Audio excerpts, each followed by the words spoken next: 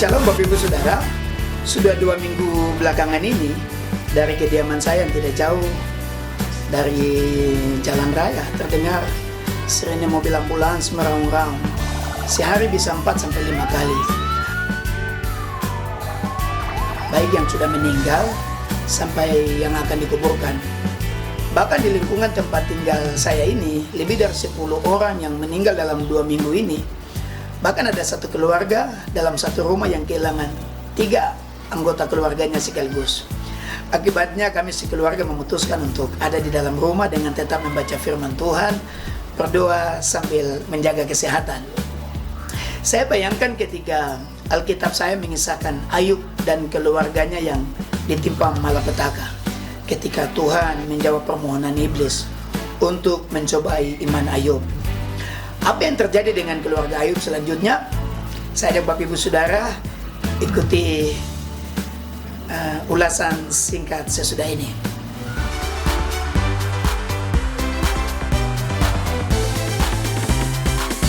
Bapak Ibu Saudara, Alkitab katakan seorang dari tanah Uz yang saleh, tetapi juga seorang yang juga sukses sebagai pengusaha peternakan. Alkitab katakan ia memiliki 1 orang istri, 10 orang anak dengan kekayaan 7.000 ekor kambing domba yang jika saya kalkulasi hari ini setara dengan 21 miliar, 3.000 ekor unta yang setara dengan 45 miliar, 1.000 lembu 10 miliar rupiah, 500 keledai 4 miliar rupiah, dan karyawan-karyawati dalam jumlah yang sangat besar. Saya bisa totalkan kekayaan Ayub pada waktu itu jika dikurs dengan hari ini kurang lebih 100 miliar rupiah. Namun apa saja yang dialami Ayub ketika hari malapetaka itu datang? Alkitab katakan anak-anaknya sedang berpesta, angin ribut bertiup dan merobohkan rumah hingga semua tak ada yang tersisa, hingga ke-10 anak-anaknya mati. Orang-orang Syeba menyerang para penjaganya, lalu mencuri dan merampas lembu dan keledai Ayub. Petir menyambar dan membuat kebakaran hebat. Semua domba dan penjaganya mati. Orang-orang Kasdim menyerbu dan merampas unta-unta Ayub, dan semua penjaga dibunuh. Ayub juga terpapar penyakit kulit yang sangat parah. Sesudah itu Ayub juga mendapat tekanan dari istrinya. Istrinya berkata, masih bertepunkah engkau dalam kesalehanmu? Kutukilah Allahmu dan matilah. Beberapa temannya seperti Elifas, Bildad, dan Sofar berupaya menghiburnya, tetapi juga menuduhnya berbuat salah kepada Tuhan. Sehingga Ayub menyalahkan Tuhan, tidak berlaku adil kepadanya. Nah Bapak Ibu Saudara, tetapi dalam keterpurukan Ayub, ia masih menyembah Tuhan dan berkata, dengan telanjang aku keluar dari kandungan ibuku, dengan telanjang juga aku akan kembali ke dalamnya. Tuhan yang memberi, Tuhan yang mengambil, terpujilah nama Tuhan. Ayub 1 ayat 21. Mengapa Tuhan izinkan Ayub mengalami pencobaan yang begitu hebat? Kalau hanya untuk menguji iman Ayub, mengapa Tuhan izinkan nyawa anak-anaknya direnggut dengan sia-sia dan hartanya dijarah habis? Saya temukan ada 4 hal. Yang pertama, Tuhan ingin memurnikan keluarganya. Ternyata kitab ini juga katakan bahwa anak-anak Ayub doyan pesta pora, dan Ayub harus memohon pengampunan Tuhan bagi mereka. Dan ini terus menerus dan berulang-ulang.